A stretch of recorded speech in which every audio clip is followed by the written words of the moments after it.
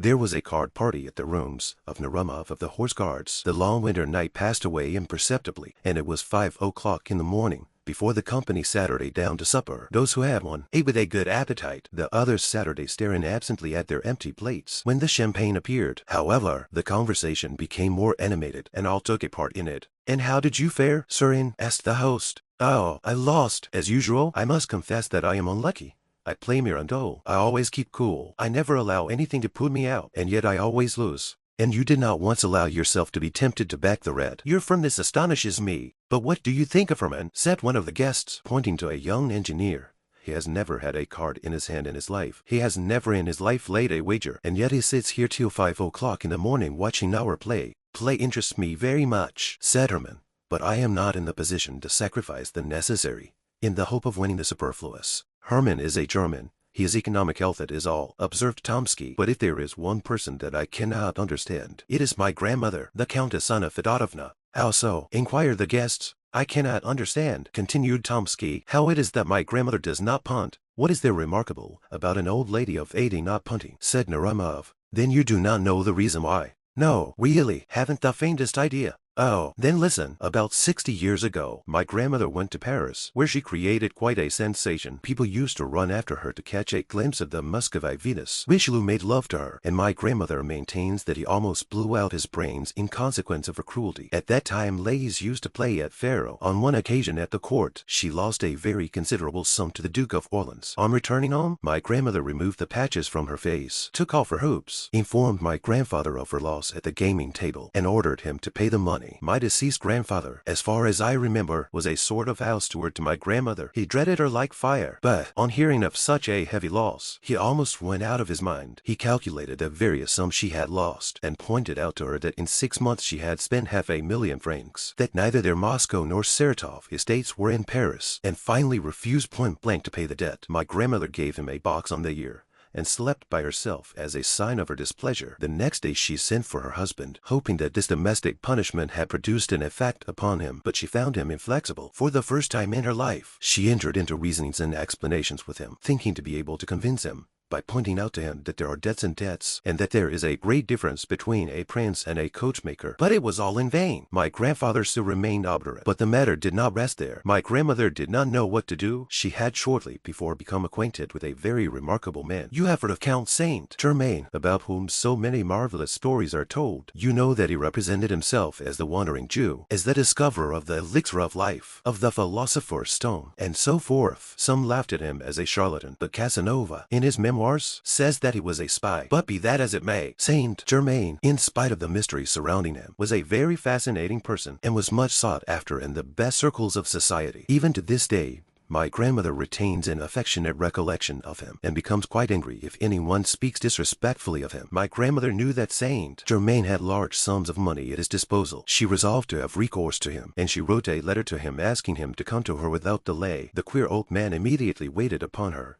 and found her overwhelmed with grief. She described to him in the blackest colors the barbarity of her husband, and ended by declaring that her whole hope depended upon his friendship and amiability. Saint Germain reflected. "He could advance you the sum you want," said he, "but I know that you would not rest easy until you had paid me back, and I should not like to bring fresh troubles upon you. But there is another way of getting out of your difficulty. You can win back your money." "But, my dear Count," replied my grandmother, "I tell you that I haven't any money left." "Money is not necessary," replied Saint Germain. "Be pleased to listen to me." Then he revealed to her a secret, for which each of us would give a good deal. The young officers listened with increased attention. Tomsky lit his pipe, puffed away for a moment, and then continued. "That same evening, my grandmother went to Versailles to the Jeu de la Reine. The Duke of Orleans kept the bank. My grandmother excused herself in an offhand manner for not having yet paid her debt, by inventing some little story, and then began to play against him. She chose 3 cards, and played them one after the other. All 3 won sonica. Set of a card when it wins or loses in the quickest possible time, and my grandmother recovered every farthing that she had lost. "Mere chance," said one of the guests. "A tale," observed Herman. "Perhaps they were marked cards," said a third. "I do not think so," replied Tomsky gravely. "What?" said Narumov. "You have a grandmother who knows how to hit upon 3 lucky cards in succession, and you have never yet succeeded in getting the secret of it out of her." "That's the deuce of it," replied Tomsky. She had 4 sons, one of whom was my father. All 4 were determined gamblers, and yet not to one of them did she ever reveal her secret, although it would not have been a bad thing either for them or for me. But this is what I heard from my uncle, Count Ivan Ilyich, and he assured me, on his honor, that it was true. The late Chaplitsky same, who died in poverty after having squandered millions lost in his youth, about 300,000 rubles to Zurich, if I remember rightly. He was in despair. My grandmother, who was always very severe upon the extravagance of young men, took pity, however, upon Chaplitsky. She gave him 3 cards, telling him to play them one after the other, at the same time exacting from him a solemn promise that he would never play at cards again as long as he lived. Chaplitsky then went to his victorious opponent, and they began a fresh game. On the first card, he staked 50,000 rubles and won Sonika. He doubled the stake and won again, till at last, by pursuing the same tactics, he won back more than he had lost. But it is time to go to bed. It is 5:45 already, and indeed it was already beginning to dawn. The young men emptied their glasses and then took leave of each other. The old Countess was seated in her dressing room. In front of her looking-glass, 3 waiting maids stood around her. One held a small pot of rouge, another a box of hairpins, and the third a tall comb with bright red ribbons. The Countess had no longer the slightest pretensions to beauty, but she still preserved the habits of her youth, dressed in strict accordance with the fashion of 70 years before, and made as long and as careful a toilet as she would have done 60 years previously. Near the window, at an embroidery frame, sat a young lady. Her word, "Good morning, Grandama," said a young officer's, entering the room. "Bonjour, Mademoiselle Lise." "Grandama, I want to ask you something." "What is it?" "Paul, I want you to let me introduce one of my friends to you, and to allow me to bring him to the ball on Friday. Bring him direct to the ball and introduce him to me there." "Were you at BS yesterday?" "Yes, everything went off very pleasantly, and dancing was kept up until 5 o'clock. How charming Yelitskaya was." "But, my dear, what is there charming about her? Isn't she like her grandmother, the Princess Darya Petrovna? By the way, she must be very old." "The Princess Darya Petrovna? How do you mean?" "Old," cried Tomsky thoughtlessly. "She died 7 years ago." The young lady raised her head and made a sign to the young officers. He then remembered that the old Countess was never to be informed of the death of any of her contemporaries, and he bit his lips. But the old Countess heard the news with the greatest indifference. "Dead," said she, "and I did not know it. We were appointed maids of honor at the same time, and when we were presented to the Empress, and the Countess for the 100th time related to her grandson one of her anecdotes. "Come, Paul," said she, when she had finished her story, "help me to get up. Lisenka, where is my snuff box?" And the Countess with her 3 maids went behind a screen to finish her toilet. Tomsky was left alone with the young lady. "Who is the gentleman you wish to introduce to the Countess?" asked Lizaveta Ivanovna in a whisper. "Narumov. Do you know him?" "No." "Is he a soldier or a civilian?" "A soldier." "Is he in the engineers?" "No." "In the cavalry?" "What made you think that he was in the engineers?" The young lady smiled, but made no reply. "Paul," cried the Countess from behind the screen, "send me some new novel. Only pray don't let it be one of the present-day style." "What do you mean, grandmother?" "That is, a novel in which the hero strangles neither his father nor his mother, and in which there are no drowned bodies. I have a great horror of drowned persons. There are no such novels nowadays. Would you like a Russian one?" "Are there any Russian novels?" "Send me one, my dear. Pray send me one. Goodbye, grandmother. I am in a hurry. Goodbye." "Lizaveta Ivanovna, what made you think that Narumov was in the engineers?" And Tomsky left the boudoir. Lizaveta Ivanovna was left alone. She laid aside her work and began to look out of the window. A few moments afterwards, at a corner house on the other side of the street, a young officer appeared. A deep blush covered her cheeks. She took up her work again and bent her head down over the frame. At the same moment the Countess returned completely dressed. "Order the carriage." "Lizaveta," said she, "we will go out for a drive." Lizaveta arose from the frame and began to arrange her work. "What is the matter with you, my child? Are you deaf?" cried the Countess. "Order the carriage to be got ready at once." "I will do so this moment," replied the young lady, hastening into the anteroom. A servant entered, and gave the Countess some books from Prince Paul Alexandrovitch. "Tell him that I am much obliged to him," said the Countess. Lizaveta, where are you running to?" "I am going to dress." "There is plenty of time. My dear, sit down here, open the first volume, and read to me aloud." Her companion took the book and read a few lines. "Louder," said the Countess. "What is the matter with you, my child? Have you lost your voice? Wait, give me that footstool a little nearer, that will do." Lizaveta read to more pages. The Countess yawned. "Put the book down," said she. "What a lot of nonsense. Send it back to Prince Paul with my thanks. But where is the carriage?" "The carriage is ready," said Lizaveta, looking out into the street. "How is it that you are not dressed?" said the Countess. "I must always wait for you. It is intolerable." "My dear." Lisa hastened to her room. She had not been there 2 minutes before the Countess began to ring with all her might. The 3 waiting maids came running in at one door and the valet at another. How is it that you cannot hear me when I ring for you?" said the Countess. "Tell Lizaveta Ivanovna that I am waiting for her." Lizaveta returned with her hat and cloak on. "At last you are here," said the Countess. "But why such an elaborate toilet? Whom do you intend to captivate? What sort of weather is it? It seems rather windy." "No, your ladyship, it is very calm," replied the valet. "You never think of what you are talking about. Open the window." "So it is, windy and bitterly cold." "Unharness the horses." "Lizaveta, we won't go out. There was no need for you to deck yourself like that." "What a life is mine," thought Lizaveta Ivanovna. And, in truth, Lizaveta Ivanovna was a very unfortunate creature. "The bread of the stranger is bitter," says Dante, "and a staircase hard to climb. But who can know what the bitterness of dependence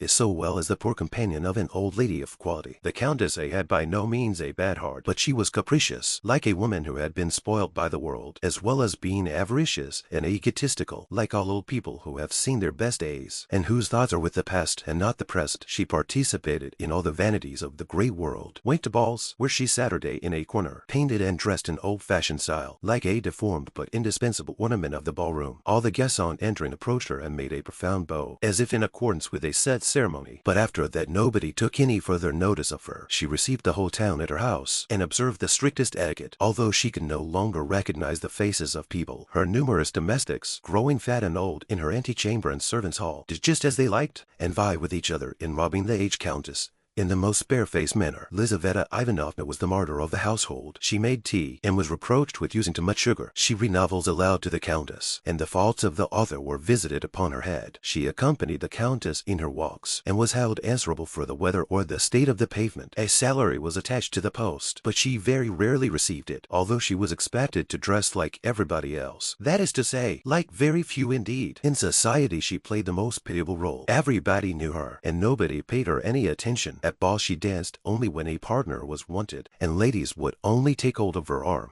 when it was necessary to lead her out of the room to attend to their dresses. She was very self-conscious, and felt her position keenly, and she looked about her with impatience for a deliverer to come to her rescue. But the young man, calculating in their giddiness, honored her with but very little attention. Although Lizaveta Ivanovna was 100 times prettier than the barefaced and cold-hearted marriageable girls around whom they hovered, many a time did she quietly slink away from the glittering but wearisome drawing-room to go and cry in her own poor little room, in which stood a screen, a chest of drawers, a looking-glass, and a painted bedstead, and where a tallow candle burned feebly in a copper candlestick. One morning, this was about 2 days after the evening party described at the beginning of this story, and a week previous to the scene at which we have just assisted, Lizaveta Ivanovna was seated near the window at her embroidery frame, when, happening to look out into the street, she caught sight of a young engineer officer standing motionless with his eyes fixed upon her window. She lowered her head and went on again with her work. About 5 minutes afterwards, she looked out again. The young officer was still standing in the same place. Not being in the habit of coquetting with passing officers, she did not continue to gaze out into the street, but went on sewing for a couple of hours, without raising her head. Dinner was announced. She rose up and began to put her embroidery away, but glancing casually out of the window, she perceived the officers again. This seemed to her very strange. After dinner she went to the window with a certain feeling of uneasiness, but the officers was no longer there, and she thought no more about him. A couple of days afterwards, just as she was stepping into the carriage with the Countess, she saw him again. He was standing close behind the door, with his face half concealed by his fur collar, but his dark eyes sparkled beneath his cap. Lizaveta felt alarmed, though she knew not why, and she trembled as she seated herself in the carriage. On returning home, she hastened to the window. The officer was standing in his accustomed place, with his eyes fixed upon her. She drew back, a prey to curiosity and agitated by a feeling which was quite new to her. From that time forward not a day passed without the young officer's making his appearance under the window at the customary hour, and between him and her there was established a sort of mute acquaintance. Sitting in her place at work, she used to feel his approach, and raising her head, she would look at him longer and longer each day. The young man seemed to be very grateful to her. She saw with the sharp eye of youth how a sudden flush covered his pale cheeks each time that their glances met. After about a week she commenced to smile at him. When Tomsky asked permission of his grandmother, the Countess, to present one of his friends to her, the young girl's heart beat violently. But hearing that Narumov was not an engineer, she regretted that by her thoughtless question she had betrayed her secret to the volatile Tomsky. Hermann was the son of a German, who had become a naturalized Russian and from whom he had inherited a small capital. Being firmly convinced of the necessity of preserving his independence, Herman did not touch his private income, but lived on his pay, without allowing himself the slightest luxury. Moreover, he was reserved and ambitious, and his companions rarely had an opportunity of making merry at the expense of his extreme parsimony. He had strong passions and an ardent imagination, but his firmness of disposition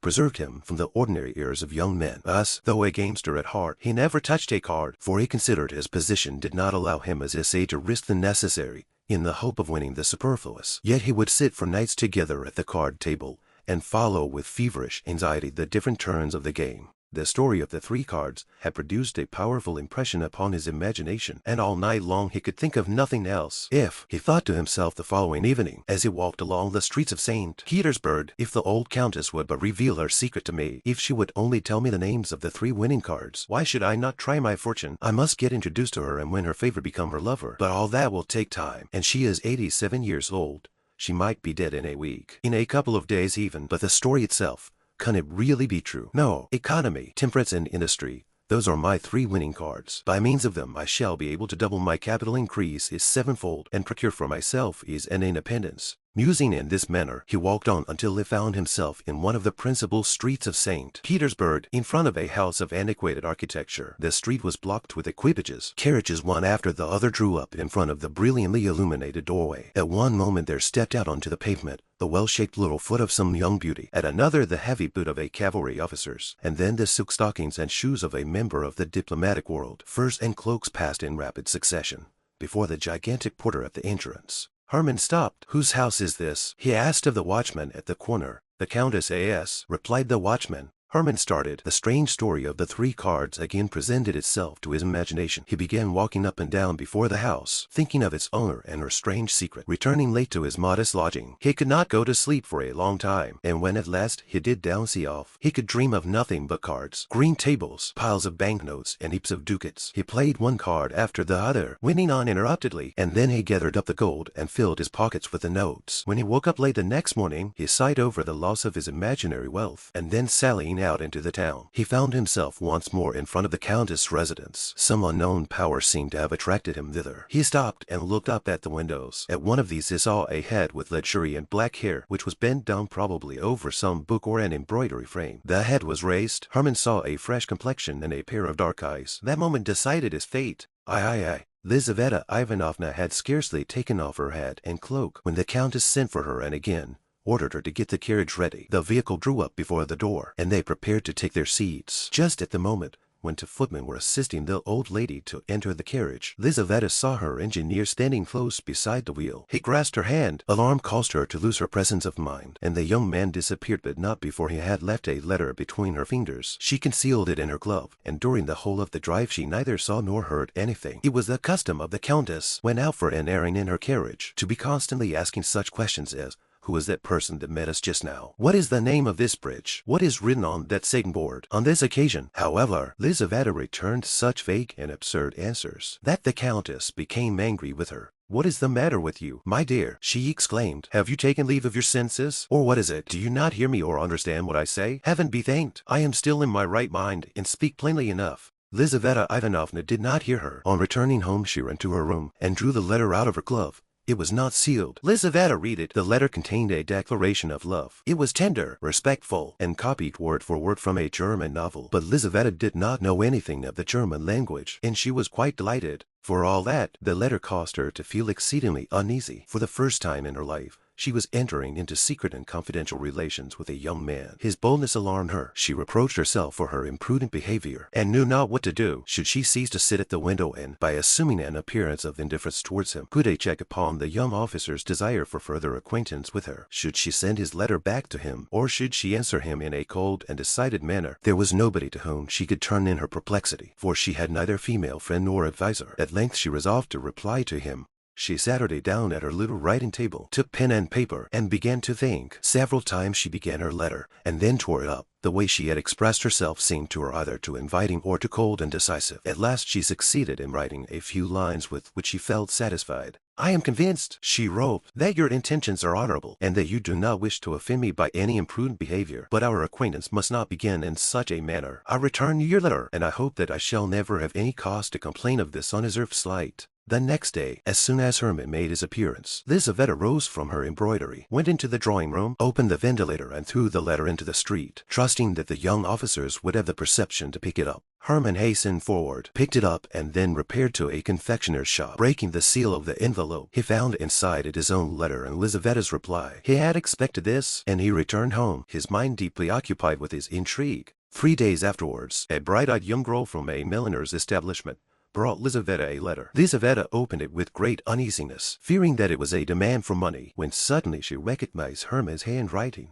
"You have made a mistake, my dear," said she. "This letter is not from me." "Oh, yes, it is for you," replied the girl, smiling very knowingly. "Have the goodness to read it." Lizaveta glanced at the letter. Herman requested an interview. "It cannot be," she cried, alarmed at the audacious request, and the manner in which it was made. "This letter is certainly not for me," and she tore it into fragments. "If the letter was not for you, why have you torn it up?" said the girl. "I should have given it back to the person who sent it." "Be good enough, my dear," said Lizaveta, disconcerted by this remark, "not to bring me any more letters for the future, and tell the person who sent you that he ought to be ashamed." But Herman was not the man to be thus put off. Every day Lizaveta received from him a letter, saying now in this way, now in that. They were no longer translated from the German. Herman wrote them under the inspiration of passion, and spoke in his own language, and they bore full testimony to the inflexibility of his desire, and the disordered condition of his uncontrollable imagination. Lizaveta no longer thought of sending them back to him. She became intoxicated with them and began to reply to them, and little by little her answers became longer and more affectionate. At last she threw out of the window to him the following letter. "This evening there is going to be a ball at the embassy. The Countess will be there. We shall remain until 2 o'clock. You have now an opportunity of seeing me alone. As soon as the Countess is gone, the servants will very probably go out, and there will be nobody left but the Swiss. But he usually goes to sleep in his lodge. Come about 11:30. Walk straight upstairs. If you meet anybody in the anteroom, ask if the Countess is at home. You will be told a no, in which case there will be nothing left for you to do but to go away again. But it is most probable that you will meet nobody. The maid servants will all be together in one room. On leaving the anteroom, turn to the left and walk straight on until you reach the Countess' bedroom. In that bedroom, behind a screen, you will find 2 doors.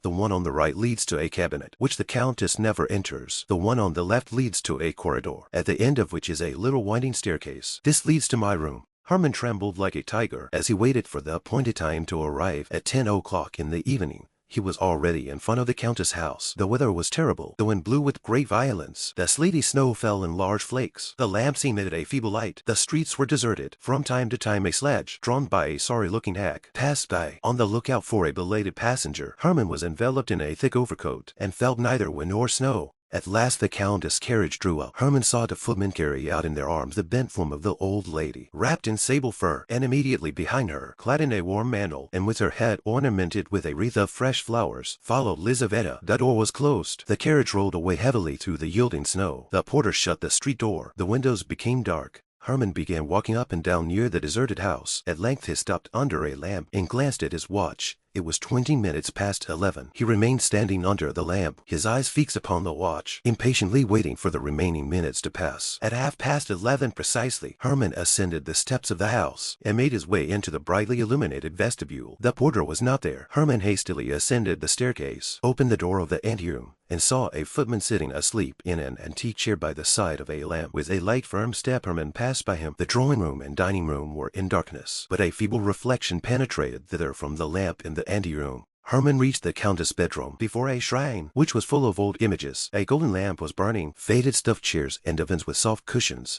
stood in melancholy symmetry around the room, the walls of which were hung with China silk. On one side of the room hung the portraits painted in Paris by Madame Lebrun. One of these represented a stout, red-faced man of about 40 years of age, in a bright green uniform and with a star upon his breast. The other, a beautiful young woman, with an aquiline nose, forehead curls, and a rose in her powdered hair. In the corner stood porcelain shepherds and shepherdesses, dining room clocks from the workshop of the celebrated Lefroy, band boxes, roulettes, fans, and the various playthings for the amusement of ladies that were in vogue at the end of the last century, when Montgolfiers, balloons, and Mesmer's magnetism were the rage. Herman stepped behind the screen. At the back of it stood a little iron bedstead. On the right was the door which led to the cabinet, on the left other which led to the corridor. He opened the latter and saw the little winding staircase, which led to the room of the poor companion. But he retraced his steps and entered the dark cabinet. The time passed slowly. All was still. The clock in the drawing-room struck 12. The strokes echoed through the room one after the other, and everything was quiet again. Herman stood leaning against the cold stove. He was calm. His heart beat regularly, like that of a man resolved upon a dangerous but inevitable undertaking. 1 o'clock in the morning struck, then 2, and he heard the distant noise of carriage wheels. An involuntary agitation took possession of him. The carriage drew near and stopped. He heard the sound of the carriage steps being let down. All was bustle within the house. The servants were running hither and thither. There was a confusion of voices, and the rooms were lit up. 3 antiquated chambermaids entered the bedroom, and they were shortly afterwards followed by the Countess, who, more dead than alive, sank into a Voltaire armchair. Herman peeped through a chink. Lizaveta Ivanovna passed close by him, and he heard her hurried steps as she hastened up the little spiral staircase. For a moment his heart was assailed by something like a pricking of conscience, but the emotion was only transitory, and his heart became petrified as before. The Countess began to undress before her looking-glass. Her rose-bedecked cap was taken off, and then her powdered wig was removed from off her white and closely cut hair. Hairpins fell in showers around her. Her yellow satin dress, brocaded with silver, fell down at her swollen feet. Herman was a witness of the repugnant mysteries of her toilet. At last the Countess was in her nightcap and dressing down, and in this costume, more suitable to her age, she appeared less hideous and deformed. Like all old people in general, the Countess suffered from sleeplessness. Having undressed, she seated herself at the window in a Voltaire armchair and dismissed her maids. The candles were taken away, and once more the room was left with only one lamp burning in it. The Countess sat there looking quite yellow, mumbling with her flaccid lips and swaying to and fro. Her dull eyes expressed complete vacancy of mind. And, looking at her, one would have thought that the rocking of her body was not a voluntary action of her own, but was produced by the action of some concealed galvanic mechanism. Suddenly the death-like face assumed an inexplicable expression. The lips ceased to tremble. The eyes became animated. Before the Countess stood an unknown man. "Do not be alarmed, for heaven's sake, do not be alarmed," said he in a low but distinct voice. "I have no intention of doing you any harm. I have only come to ask a favor of you." The old woman looked at him in silence, as if she had not heard what he had said. Herman thought that she was deaf, and bending down towards her ear, he repeated what he had said. The aged Countess remained silent as before. "You can ensure the happiness of my life," continued Herman, "and it will cost you nothing. I know that you can name 3 cards in order." Herman stopped. The Countess appeared now to understand what he wanted. She seemed as if seeking for words to reply. "It was a joke," she replied at last. "I assure you it was only a joke." "There is no joking about the matter," replied Herman angrily. "Remember Chaplitsky, whom you helped to win." The Countess became visibly uneasy. Her features expressed strong emotion, but they quickly resumed their former immobility. "Can you not name me these 3 winning cards?" continued Herman. The Countess remained silent. Herman continued, "For whom are you preserving your secret? For your grandsons. They are rich enough without it. They do not know the worth of money. Your cards would be of no use to a spendthrift. He who cannot preserve his paternal inheritance will die in want, even though he had a demon at his service. I am not a man of that sort. I know the value of money. Your 3 cards will not be thrown away upon me. Come." He paused and tremblingly awaited her reply. The Countess remained silent. Herman fell upon his knees. "If your heart has ever known the feeling of love," said he, "if you remember its rapture, if you have ever smiled at the cry of your newborn child, if any human feeling has ever entered into your breast, I entreat you by the feelings of a wife, a lover, a mother, by all that is most sacred in life, not to reject my prayer. Reveal to me your secret. Of what use is it to you? Maybe it is connected with some terrible sin, with the loss of eternal salvation, with some bargain with the devil. Reflect. You are old. You have not long to live. I am ready to take your sins upon my soul. Only reveal to me your secret. Remember that the happiness of a man is in your hands. That not only I, but my children and grandchildren will bless your memory and reverence you as a saint." The old Countess answered not a word. Herman rose to his feet. "You old hag!" he exclaimed, grinding his teeth. "Then I will make you answer." With these words he drew a pistol from his pocket. At the sight of that pistol, the Countess for the second time exhibited strong emotion. She shook her head and raised her hands, as if to protect herself from the shot. Then she fell backwards and remained motionless. "Come, an end to this childish nonsense," said Herman, taking hold of her hand. "I ask you for the last time, will you tell me the names of your 3 cards, or will you not?" The Countess made no reply. Herman perceived that she was dead. IV. Lizaveta Ivanovna was sitting in her room, still in her ball dress, lost in deep thought. On returning home, she had hastily dismissed the chambermaid, who very reluctantly came forward to assist her, saying that she would undress herself, and with a trembling heart had gone up to her own room, expecting to find Herman there, but yet hoping not to find him. At the first glance she convinced herself that he was not there, and she thanked her fate for having prevented him keeping the appointment. She sat her down without undressing, and began to recall to mind all the circumstances which in so short a time had carried her so far. It was not 3 weeks since the time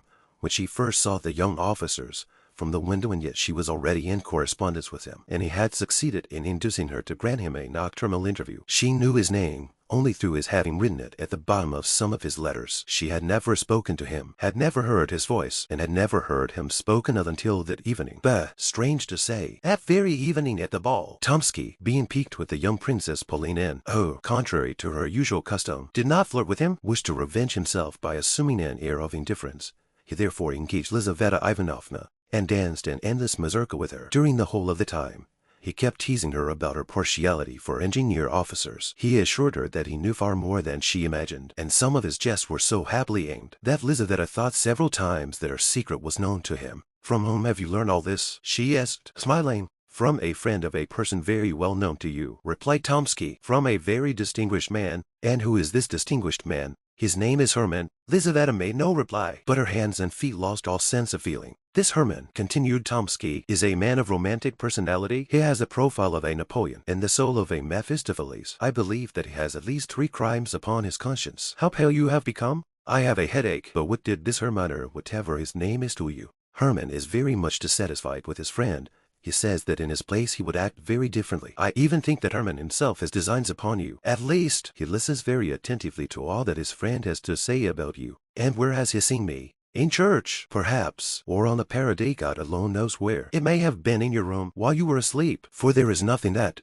he—" 3 ladies approaching him with the question, "Oubli or regret?" interrupted the conversation, which had become so tantalizingly interesting to Lizaveta. The lady chosen by Tomsky was the Princess Pauline herself. She succeeded in effecting a reconciliation with him during the numerous turns of the dance, after which he conducted her to her chair. On returning to his place, Tomsky thought no more either of Herman or Lizaveta. She longed to renew the interrupted conversation, but the mazurka came to an end, and shortly afterwards the old countess took her departure. Tomsky's words were nothing more than the customary small talk of the dance, but they sank deep into the soul of the young dreamer. The portrait, sketched by Tomsky, coincided with the picture she had formed within her own mind, and thanks to the latest romances, the ordinary countenance of her admirer became invested with attributes capable of alarming her and fascinating her imagination at the same time. She was now sitting with her bare arms crossed and with her head, still adorned with flowers, sunk upon her uncovered bosom. Suddenly the door opened and Herman entered. She shuddered. "Where were you?" she asked in a terrified whisper. "In the old countess' bedroom," replied Herman.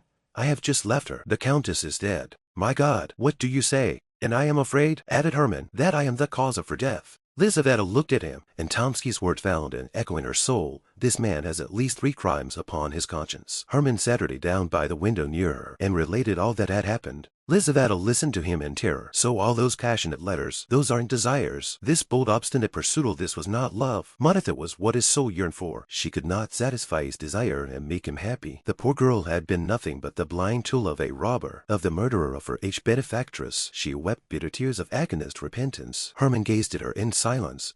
His heart, too, was a prey to violent emotion, but neither the tears of the poor girl nor the wonderful charm of her beauty, enhanced by her grief, could produce any impression upon his hardened soul. He felt no pricking of conscience at the thought of the dead old woman. One thing only grieved him, the irreparable loss of the secret, from which he had expected to obtain great wealth. "You are a monster," said Lizaveta at last. "I did not wish for her death," replied Herman. "My pistol was not loaded." Both remained silent. The day began to dawn. Lizaveta extinguished her candle. A pale light illumined her room. She wiped her tear-stained eyes and raised them towards Herman.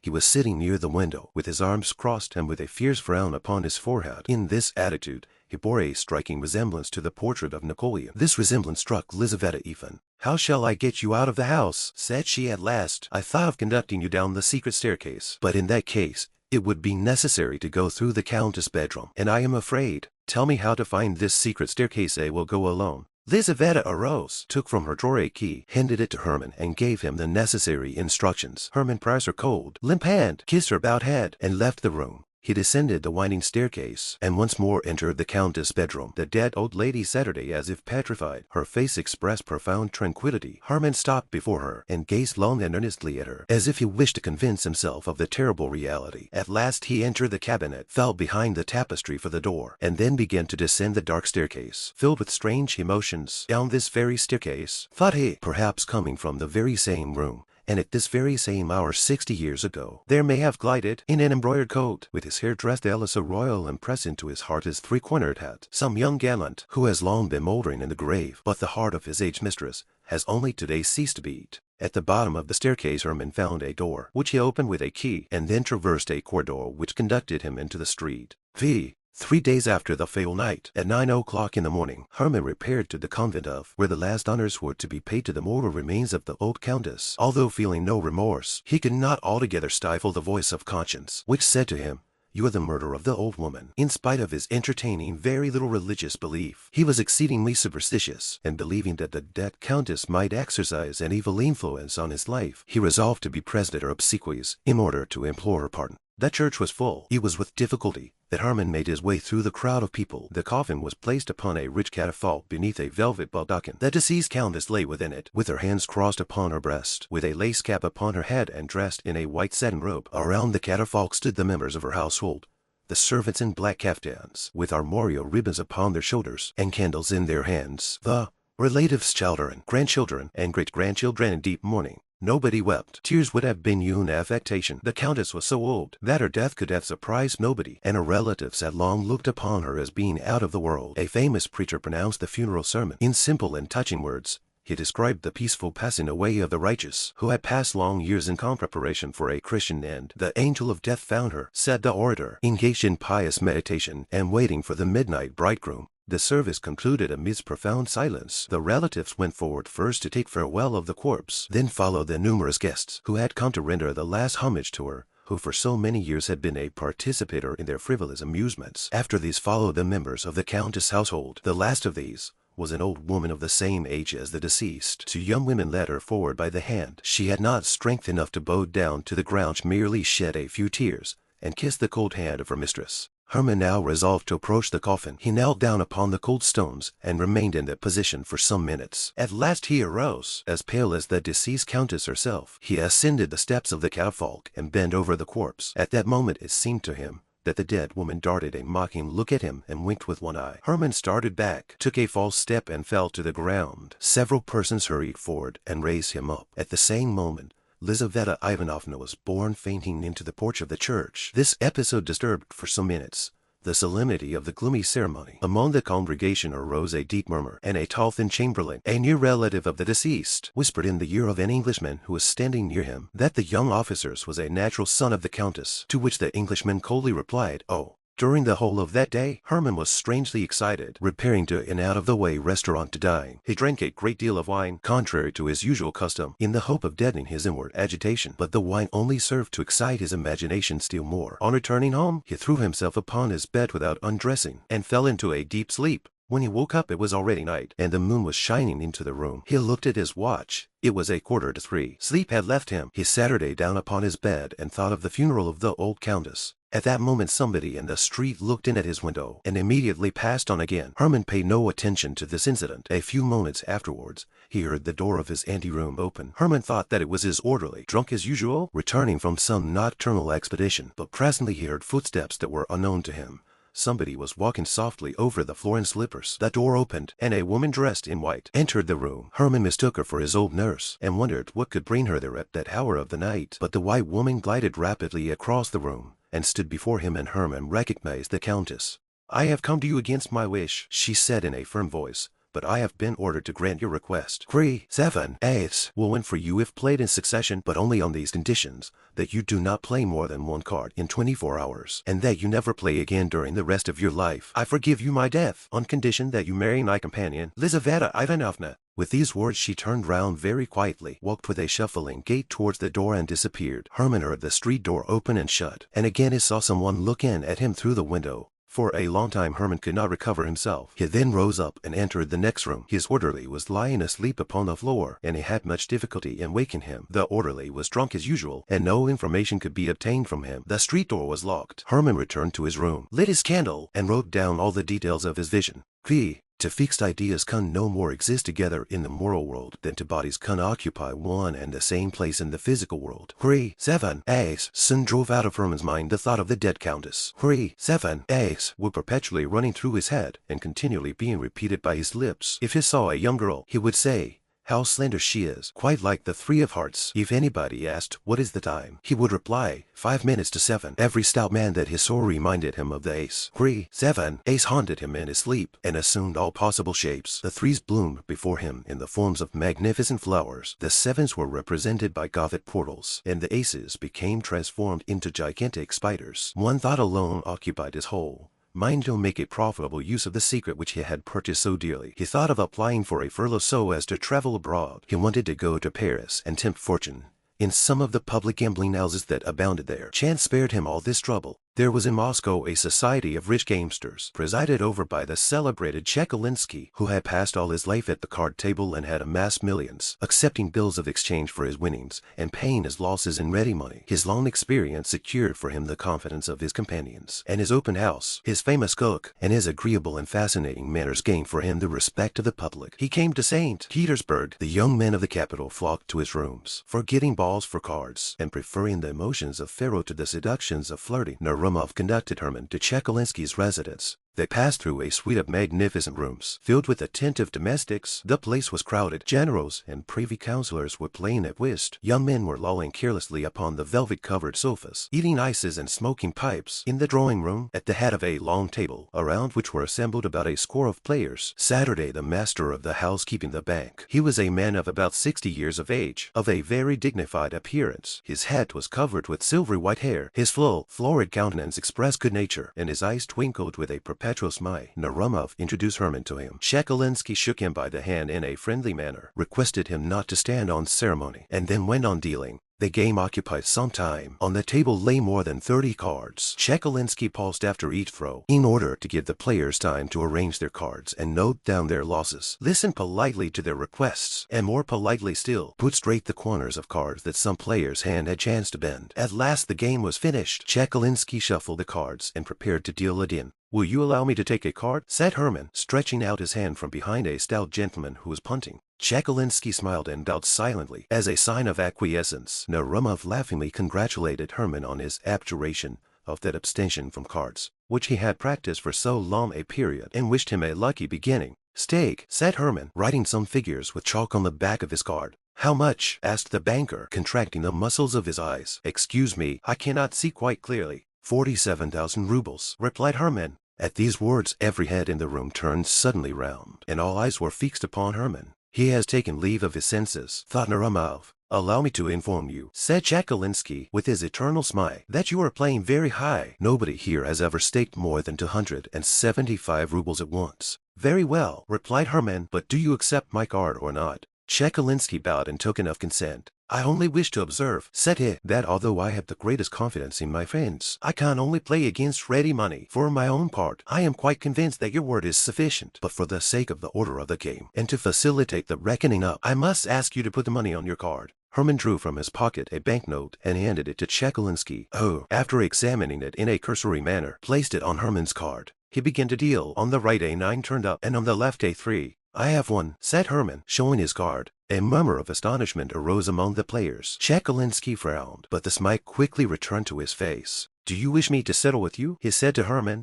"If you please," replied the latter. Chekalinsky drew from his pocket a number of banknotes and paid at once. Herman took up his money and left the table. Narumov could not recover from his astonishment. Herman drank a glass of lemonade and returned home. The next evening he again repaired to Chekalinsky's. The host was dealing. Herman walked up to the table. The punters immediately made room for him. Chekalinsky greeted him with a gracious bow. Herman waited for the next deal, took a card, and placed upon it his 47,000 rubles, together with his winnings of the previous evening. Chekalinsky began to deal. An 8 turned up on the right, a 7 on the left. Herman showed his 7. There was a general exclamation. Chekalinsky was evidently ill at ease, but he counted out the 94,000 rubles and handed them over to Herman, who pocketed them in the coolest manner possible and immediately left the house. The next evening Herman appeared again at the table. Everyone was expecting him. The generals and privy councillors left their whist in order to watch such extraordinary play. The young officers quitted their sofas, and even the servants crowded into the room, all pressed round Herman. The other players left off punting, impatient to see how it would end. Herman stood at the table and prepared to play alone against the pale, but still smiling Chekalinsky. Each opened a pack of cards. Chekalinsky shuffled. Herman took a card and covered it with a pile of banknotes. It was like a duel. Deep silence reigned around. Chekalinsky began to deal. His hands trembled. On the right a queen turned up, and on the left an ace. Ace has won, cried Herman, showing his card. Your queen has lost, said Chekalinsky politely. Herman started. Instead of an ace, there lay before him the queen of spades. He could not believe his eyes, nor could he understand how he had made such a mistake. At that moment it seemed to him that the queen of spades smiled ironically and winked her eye at him. He was struck by her remarkable resemblance. The old countess, he exclaimed, seized with terror. Chekalinsky gathered up his winnings. For some time, Herman remained perfectly motionless. When at last he left the table, there was a general commotion in the room. Splendidly punted, said the players. Chekalinsky shuffled the cards afresh, and the game went on as usual. Herman went out of his mind, and is now confined in room number 17 of the Obukov Hospital. He never answers any questions, but he constantly mutters with unusual rapidity, 3, 7, ace, 3, 7, queen. Lizaveta Ivanovna has married a very amiable young man, a son of the former steward of the old countess. He is in the service of the state somewhere, and is in receipt of a good income. Lizaveta is also supporting a poor relative. Tomsky has been promoted to the rank of captain, and has become the husband of the Princess Pauline.